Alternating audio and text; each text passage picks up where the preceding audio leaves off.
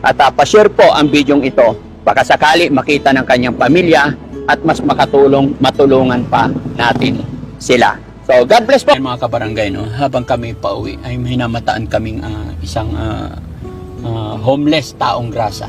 So, syempre mga kababayan, taon na ito, lubos-lubosin po ng Team Daddy Frankie ang mag-abot ng tulong, lalong-lalo na po sa mga kababayan natin nandito sa lansangan.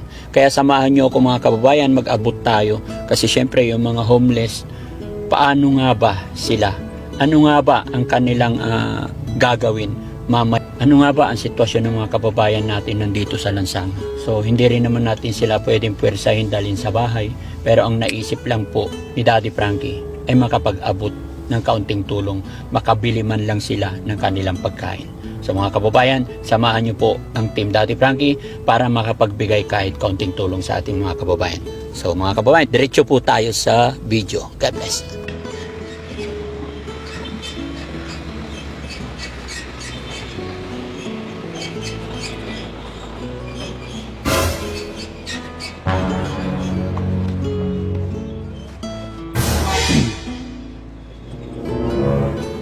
Kuya, pwede magtanong? Taga saan ka po? Ha? Ito lang ako.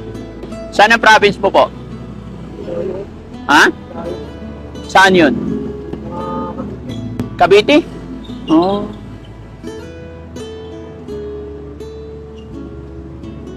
Anong ginagawa mo dito? Wala. Gala? Wala. Mga pagkaibigan lang ako, napagkwentuhan lang. Kumain ka na ba?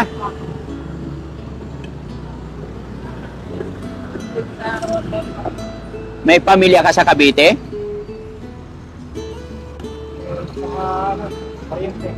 Ha? Ano apelyido?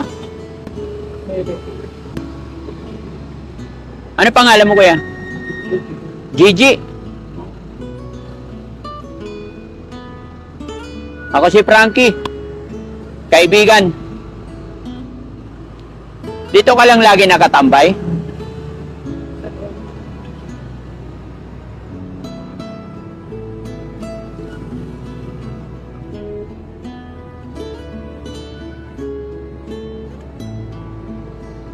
Saan ka dito ka lang?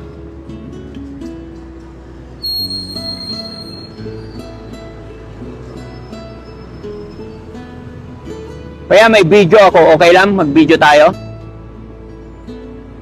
Okay lang? No. Ha? Ano yan?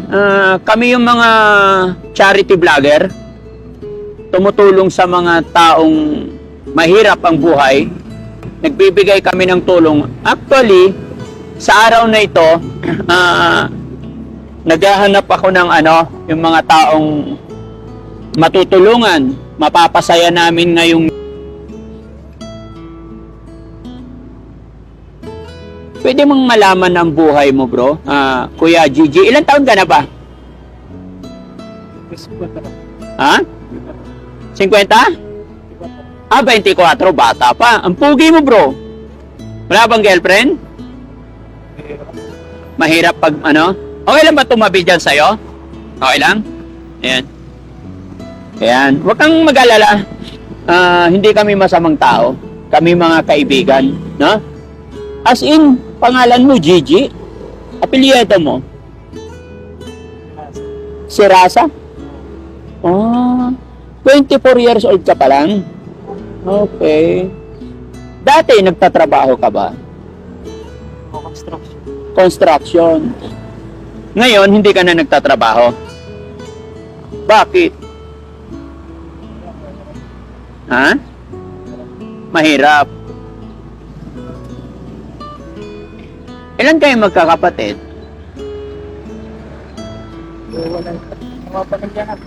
May mga pamilya na yung kapatid mo. So, yung nanay-tatay mo, nasa Nasa Cavite? Patay na yung nanay-tatay mo? Oh. Paano ka nabubuhay? Saan ka kumukuha pagkain mo? Bumibili-bili ka lang? Kasi pasensya ka na, napansin ko kasi 2 times na akong dumaan nakaraang araw, napansin kita nandito. Tapos ngayon nandito. Kaya sabi ko may pagkaibigan ako kay Kuya Gigi. No? So, salamat ha, pinaunlakan mo ko. Bakit ka nakarating pala dito? Mahirap ang buhay. Mahirap lang ang buhay, oo. Habang tumatagal kasi, pahirap ng pahirap ang buhay, no? So, si Kuya Gigi, nakapag-aral ka ba, Kuya Gigi? Hindi ka nag-aaral? Bakit? Ayan mga kababayan, no? Pangalawang daan ko kasi dito nakaraang araw. Nakita ko na si Kuya Gigi. Tapos ngayon, pauwi kami, nadaanan ko na naman. Sabi ko, kumustahin naman si Kuya Gigi. Makapag-abot man lang ng kaunting pangkain. At eto, napag-alaman ko na si Kuya Gigi ay 24 years old. Baka pwede natin siyang tulungan. Kuya Gigi, gusto mo sama sa akin? Maligo tayo, bigyan kita ng damit. Diyan lang yung bahay ko. Gusto mo? Tapos kupitan ka namin. Ha? Ligo lang. Ayaw mo? Para mas makita yung kagwapuhan mo, ang pogi mo pa naman. Tama, mas pogi ka sa akin? Oo, ang pogi mo. Sayang. Na? Huwag kang matakot sa amin ha, mga kaibigan kami. Gusto kong makatulong sa mga kagaya yung huwag mo sanang mamasamain. No? So, okay lang? Malapit lang ang bahay namin, dyan lang sa may kabilang kanto. Pagkatapos maligo, mayroon kaming damit, bibigyan ka namin ng bagong damit. Oh, sige, kahit hindi na magkupit, ligo lang. Para pag New Year, bagong damit, bagong ligo. No, ganito lang ako. Paano? Ito lang ako. Ganito ka lang. Sige. So ganito na lang, bigyan na lang kitang pambiling pagkain, no? Ano ba gusto mong pagkain? Meron ako. Meron? Soon. Bigyan na lang kita pambili mo, ha? Ito bro, 500 pesos para may pambili kang pagkain mo, itago mo to. Marunong ka naman siguro sa pera, no? Okay, tago mo. Huwag kang mag-alala. Kaibigan ako. Ha? Ano pangalan ng mga kapatid mo? Wala na sila eh. Nasaan na sila? Hindi mo kayo nasa. Ilan ba kayo magkakapatid? Ito lang. Tatlo. Ilan ang babae? Ito. Dalawa. So nag-iisang lalaki ka lang. Ano pangalan ng dalawa mong ate?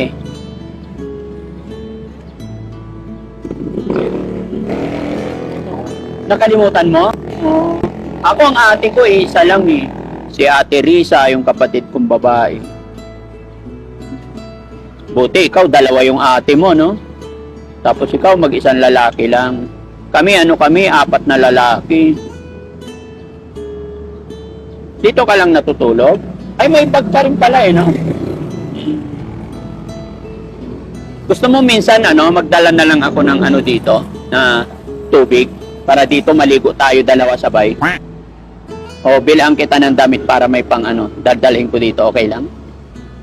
Pagbalik ko? No, hindi ako maligo. Ayaw maligo? Bakit? Yan. Para bagong taon, bagong ligo. Na? Pero okay lang, hindi kita pipilitin siguro, baka natatakot ka sa akin kasi first time mo akong makita. Pero lagi kitang babalikan dito para makipagkaibigan sa'yo, ha? Okay. Ano yung ay Gigi ba talaga? Paano naging Gigi yung pangalan mo? No? Yung pangalan ko eh. Ayun talaga ipinangalan sa'yo. Sinong gumawa ng pangalan mo? Mga magulang mo? Oh. Bakit nawala na yung mga magulang mo? Parang napakaaga, 24 years old ka pa lang, tapos wala na yung nanay tatay mo? Pero yung mga kapatid mo nasa Cavite rin? Paryente lang ako. Parente. Bisaya po ka dong? Sa Haman? Pakita. Tacloban. Tacloban de ka, Bisaya po lagi ko dong. Kababayan. Surigao ko. Ha? Waray-waray. Layo na narating mo. No? Tara, punta tayo sa bahay. Dito ka lang.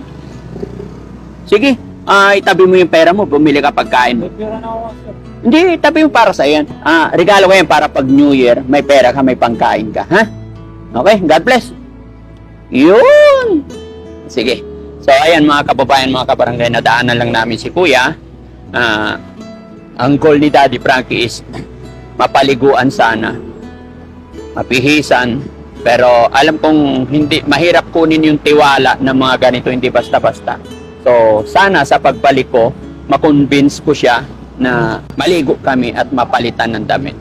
So far, ganito lang muna ang pwede naming itulong mga kababayan at ipag-pray po natin na sana magtiwala siya sa amin. At alam ko po na mahirap kunin ng tiwala pero sa ating pagtsatsaga, makukuha rin natin yan. So, abangan nyo po mga kababayan ang susunod na kabanata ng kwento ng buhay ni Kuya Gigi na tiga Tacloban daw po.